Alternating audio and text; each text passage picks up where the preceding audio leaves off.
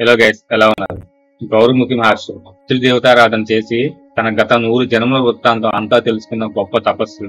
శ్రీ మహావిష్ణువుకు పరమ భక్తుడు. ఈయన ఎంతటి శక్తివంతుడంటే సాక్షాత్తు శ్రీ మహావిష్ణువే ఈయనకు పనిచేస్తాడు.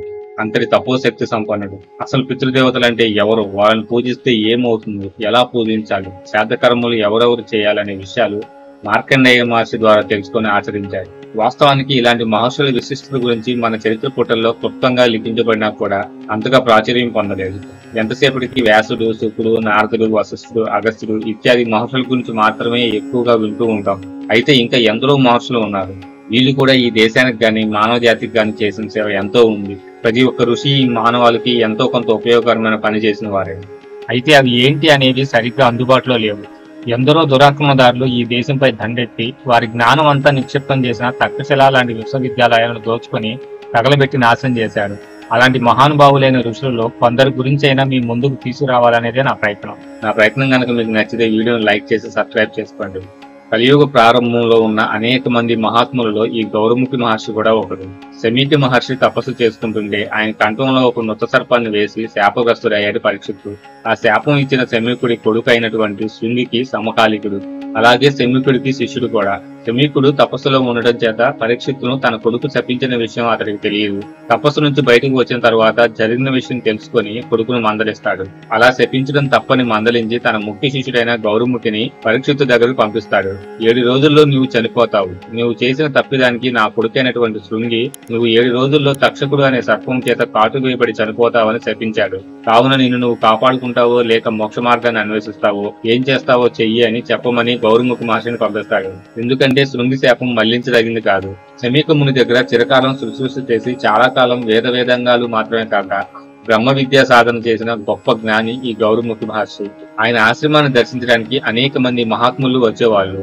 వరాహ పురాణం 11వ అధ్యాయంలో ఈ ఋషి యొక్క చరిత్ర ఉంది. గౌరముఖుడి మహత్తు చాలా గొప్పది. ఆయన శిష్యుల్లో కూడా చాలా మంది బ్రహ్మజ్ఞానులు ఉండేవారని పురాణం చెబుతుంది. వాళ్ళంతా ఎప్పుడు తెల్లని విభూతి ధరించి స్ఫురద్రూపులుగా ఉండేవారట. రుద్రాక్షలు ధరించి ఒళ్లంతా జడలతో కప్పబడి సాక్షాత్తు శివావతారంలో ఉండేవారట. గౌరముఖుడు కూడా అలాంటి సిద్ధపురుషుడే. వాక్సిద్ధి కలిగిన వాడు. సంకల్ప మాత్రం చేత విష్ణువును దర్శనం చేయగలిగిన శక్తి అతడికి ఉంది. ఈయన యొక్క నైమిషాశ్రమంలో అనేక మంది శిష్యులు ఉండేవారు. ఈ ఆశ్రమ ప్రాంతానికి నైమిషం అనే పేరు పెట్టింది సాక్షాత్తు శ్రీ మహావిష్ణువే.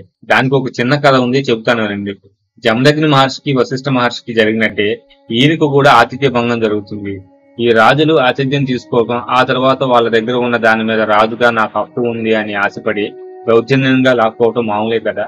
అలాగే ఇక్కడ కూడా జరిగింది. ఒకనాడు దుర్జనుడు అనే ఒక మహారాజు చాలా మంది సేనాధిపతులను పరివారాన్ని ఏసుకొని ఆయన ఆశ్రమానికి వచ్చాడు. మొదట మహర్షిని చూసి గౌరవపూర్వకంగా ఇష్టాగోష్ఠి నడుపుతాడు. కొంత సమయం తర్వాత గౌరముఖి మహర్షి నీకు నీ పరివారానికి ఈ రాత్రికి ఆతిథ్యం ఇస్తాను, ఆశ్రమంలో ఉండండి అని అంటాడు. ఆ రాజు అహంకారి. మహర్షి అన్న మాటలకు నవ్వుతాడు. నాకు నా సైన్యానికి నువ్వు ఏం ఆతిథ్యం ఇవ్వగలవు? మీ బక్కచిక్కిన శరీరాలను చూస్తుంటే మీకే సరిగ్గా తినడానికి తిండి లేదు, మీరు మాకు ఎలా పెడతారు అని హేళనగా అంటాడు. నా సేనను నా పరివారాన్ని చూసావు కదా, వాళ్ళకి కనీసం ఇక్కడ నుంచోటానికి సరిగ్గా స్థలం లేదు. ఇక నీవు వీళ్ళకి ఏమి ఆతిథ్యం ఇస్తావు అని అంటాడు. ఇంత హీనంగా మాట్లాడినా కూడా నువ్వు ఏమాత్రం ఆతిథ్యం ఇవ్వగలవో ఉండి నీ ఆతిథ్యం చూస్తాను అంటాడు. ఇంత అవమానించినా కూడా గౌరముఖి మహర్షి ఏమీ అనడు. సరే అని అంటాడు. కారణం ఆయన రాజులాగా అహంకారి కాదు, తపస్సు. గౌరముఖి మహర్షి సాయం సంధ్యా సమయంలో విష్ణుమూర్తిని స్మరిస్తాడు. విష్ణువు యజ్ఞపురుషుని రూపంలో ప్రత్యక్షమై గౌరముఖుడికి ఒక మణి ఇచ్చి దీనితో నువ్వు ఏది కోరుకుంటే అది నెరవేరుతుందని చెప్పి అదృశ్యమైపోతాడు. దివ్యమైన ఆ మణి ప్రభావంతో ఆయన వాళ్ళందరికీ ఆ రాత్రి ముష్టాన్నాలు పెట్టి తృప్తి కలిగిస్తాడు. ఆ మణి ప్రభావంతో అక్కడ బ్రహ్మాండమైన ఉద్యానవనాలు, భవనాలు అన్ని నిర్మింపజేస్తాడు. అందులో వాళ్ళంతా సుఖంగా అనేక భోగాలు అనుభవిస్తూ ఆ రాత్రంతా గడుపుతారు. మర్నాడు ఉదయం అవగానే గౌరముఖి మహర్షి నివాసానికి వచ్చి ఆ రాజు ఇక సెలవు తీసుకుందామని చెప్పేసరికి అవన్నీ అంతర్ధానమైపోతాయి. రాజుకు అసలు ఏమీ అర్థం కాదు.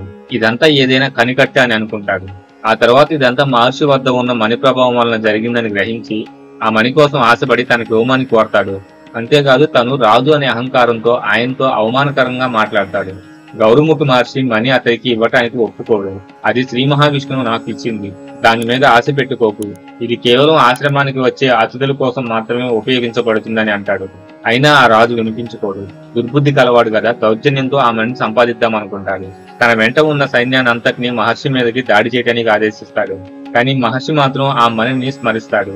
అంతే, ఆ మణి ప్రభావంతో అందులో నుంచి ఒక పెద్ద సేన పుట్టి ఆ రాజును అతడి సైన్యాన్ని క్షణంలో నాశనం చేసేస్తుంది.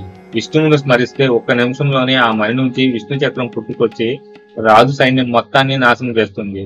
ఆ తర్వాత శ్రీ మహావిష్ణువు ప్రత్యక్షమై నిమిషం మాత్రంలో నీ శత్రువులు నాశనమయ్యారని, అందుకని ఈ ప్రాంతానికి నైమిషం అనే పేరు వస్తుందని, ఇకపై నైమిషం అనే పేరుతోని ఈ ఆశ్రమం పిలువబడుతుందని చెప్పి అంతర్ధానం అయిపోతాడు. అలా చిరకాలం ఆ ప్రాంతంలో ఆయన తపస్సు చేసుకుంటూ ఉన్నాడు. ఒకప్పుడు గౌరముఖ మహర్షి నేటి గుజరాత్ లో ఉన్న ప్రభాస తీర్థం అనే ప్రాంతంలో ఆశ్రమం నిర్మించుకొని తపస్సు చేసుకుంటూ ఉన్నాడు. ఆ సమయంలో మార్కండేయుడు ఆయన దగ్గరికి వస్తాడు. అప్పుడు గౌరముఖ మహర్షి తనకు చేయవలసిన గౌరవ మర్యాదలన్నీ చేసి మార్కండేయుడితో ఇలా అంటాడు: ఈ లోకంలో నీలాంటి వాడు ఎక్కడా లేడు, నీ వంటి వాడు నీ ఒక్కడివే అని కీర్తించి, ఏ విషయాన్నైనా తెలుసుకోవాలనుకుంటే నీతో మాట్లాడితే చాలు దానికి పరిష్కారం దొరుకుతుందని అంటారు. అందుకని అడుగుతున్నాను, నాకు ఒక విషయాన్ని తెలియజేయండి అని ఇలా అంటాడు. వేద విధులు పితృదేవతలని అంటారు కదా, వాళ్ళెవరు నాకు కొంచెం వివరించి చెప్పండి అని అంటాడు. అప్పుడు మార్కండేయుడు ఇలా వివరిస్తాడు: ఈ అనంత విశ్వానికి తండ్రి విష్ణువే. అతని నుంచి బ్రహ్మ పుట్టాడు. బ్రహ్మకు 7 కొడుకులున్నారు. 7 పుట్టిన తర్వాత బ్రహ్మ వాళ్ళతో నన్నే ఆరాధిస్తూ సృష్టిని పెంచండి అని చెప్తే వాళ్ళు బ్రహ్మజ్ఞానులు కాబట్టి సృష్టి అంటే వైముఖత కలిగి బ్రహ్మ ఆజ్ఞను తిరస్కరించి తపస్సుకు వెళ్లిపోతారు.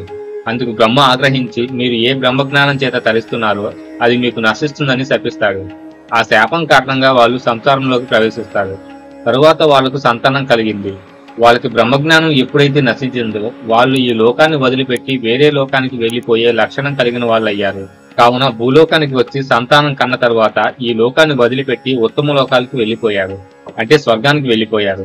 స్వర్గంలోనే వాళ్ళు శాశ్వతంగా ఉండాలనుకున్నారు కాబట్టి వాళ్ళు తమ కొడుకులతో, నాయనలారా మమ్మల్ని మీరు మరవకండి, శ్రాద్ధాది పితృకర్మలతో మమ్మల్ని అర్చించండి అని చెప్పి వెళ్లిపోతారు. వాళ్లే భూమి మీద పుత్రులను కని స్వర్గానికి వెళ్లిన మొట్టమొదటి పితృదేవతలు. వాళ్లే సప్తర్షులు. వాళ్ళల్లో మూర్తివంతంగా ఉండేవాళ్ళు 9. ఆ మూర్తులు నిజతేజ స్వరూపాలుగా ఉన్నారు. ఆ 9 భూలోకంలో ఏ రూపంలో ఉన్నారో ఆ రూపంలోనే అక్కడ ఉన్నారు. తరువాత వాళ్ళు అక్కడి నుంచి భూలోకంలో నిత్యం ఆరాధన పొందుతున్నారు. ఆ తర్వాత మళ్లీ భూలోకానికి వచ్చి శుద్ధ బ్రహ్మజ్ఞానంతో వాళ్ళు పునరావృత్తి రహితమైన యోగ సిద్ధిని పొందారు. వీళ్ళనే పితృదేవతలు అంటారని చెప్పాడు మార్కండేయ మహర్షి. అలాగే ఇది ప్రథమ పితృసర్గం మాత్రమే. ఈ ప్రకారంగా అనేక మంది పితరులు సప్తలోకాల్లో ఉన్నారు. ఇక్కడికి వచ్చి ఇక్కడి నుంచి వెళ్లి దివ్యత్వం పొందిన ఉత్తమ లోకాలందరూ కూడా పితృదేవతలే. వాళ్ళందరూ అనేక స్వర్గములలో ఉన్నారు. భూలోకవాసులైన ప్రజలందరూ భువర్లోకవాసులైన పితృలోకవాసులను పూజిస్తారని చెప్పాడు. భువర్లోకవాసులు, సువర్లోకవాసులు, మహర్లోకవాసులు అందరూ కూడా జనులోకవాసులైనటువంటి సనకాది పితృలను కొలుస్తారు. వాళ్ళు వాళ్ళ పైలోకంలో ఉండే వాళ్ళను ఆరాధిస్తారు. దీనినే పితృసర్గం అని అంటారు. ఇక్కడి నుంచి పైకి వెళ్లటం చేత వారు ఇక్కడి మానవ జన్మ పరంపరకు కారణమవుతున్నారు. వాళ్ళను ఆరాధించడానికి మనకు పితృదేవతల యొక్క ఆరాధన విధి విధానం ఇవ్వబడింది అని మార్కండేయుడు గౌరముఖ మహర్షికి వివరిస్తాడు. ఎటువంటి వారికైనా పితృసర్గం గురించి సమస్తము వివరించడం సాధ్యం కాదు.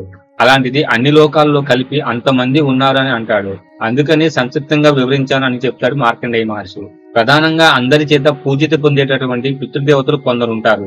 వాళ్లే వసు, సాధ్య, రుద్ర, ఆదిత్య, అశ్వమ, రుద్రుషులు. అంటే అశ్వినులు, మరుత్తులు, ఋషులు అన్నమాట. మనకి ఉండే ఈ గోత్రనామాలు కూడా వాళ్ళ నుంచి వచ్చినవే. కలియుగంలో మనకు ఉన్న అన్ని గోత్రనామాలు ఋషుల నుంచి వచ్చినవే. అలా ఈ లోకం నుంచి వెళ్లి వాళ్ళు ఉత్తమ లోకాల్లో శాశ్వతంగా ఉంటారు. అంతేకాదు ఇప్పుడున్న ఈ జనులందరూ వాళ్ళ కీర్తి చేత పుట్టిన వాళ్ళ సంతానమే. కాబట్టి ఏ ఋషుల పరంపరలో పుట్టిన వాళ్ళు ఆ ఋషులను ఆరాధించాలి. వాళ్లే వాళ్ళకి పితృదేవతలు. తరువాత వాళ్లకు ఎప్పుడు పూజ చేయాలో, శ్రాద్ధకర్మలు చేయాలో కూడా చెప్పాడు. యతిపాతము అంటే జన్మ జాతకాలకు సంబంధించింది. ఆయనము అంటే ఉత్తరాయణం మరియు దక్షిణాయనం. విషవత్తు అంటే జ్యోతిష్యానికి సంబంధించింది.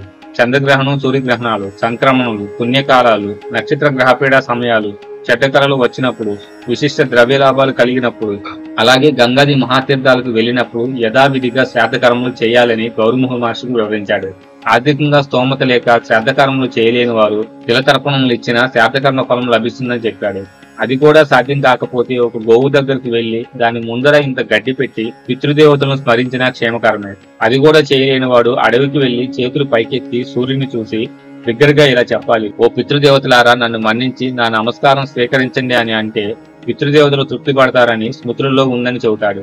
యోగి, యతి, శిష్యుడు ఇలాంటి వాళ్ళందరిలో పితృకర్మలకు ఎవరెవరు అర్హులు అంటే సోమయాజి, ఋత్విజుడు, సోదరి కొడుకు అంటే మేనలుడు, మేనమామ మున్నగు వారు పితృకర్మలు చేయడానికి అర్హులు.